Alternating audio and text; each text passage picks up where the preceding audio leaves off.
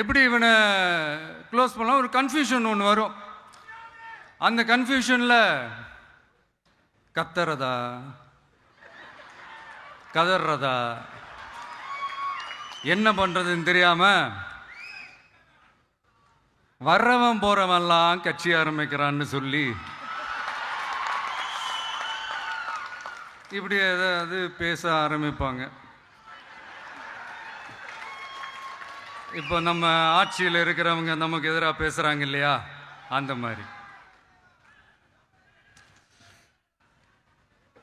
இப்படிப்பட்ட ஒரு அரசியல் காலத்தில் கொஞ்சம் கூட ஒரு பயம் இல்லாமல், ஒரு பதட்டம் இல்லாமல், வர்ற எதிர்ப்புகள் எல்லாத்தையும் சும்மா லெஃப்ட் ஹேண்டில் டீல் பண்ணிக்கிட்டு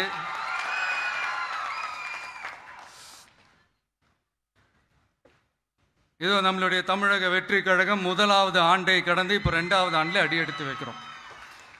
இந்த ஒரு காலகட்டம் தான் மிக முக்கியமான ஒரு காலகட்டம்.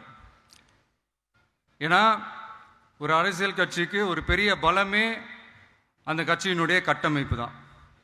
அதுதான் அந்த கட்சியினுடைய ஒரு வேறு மாதிரி, ஒரு அடிப்படை பலமே அதுதான். ஒரு ஆலமரம் மாதிரி ஒரு கட்சி ஒன்று வளரணும்னா அதுக்கான அந்த வேர்களும் விழுதுகளும் ஸ்ட்ராங்காக இருக்கணும் இல்லையா?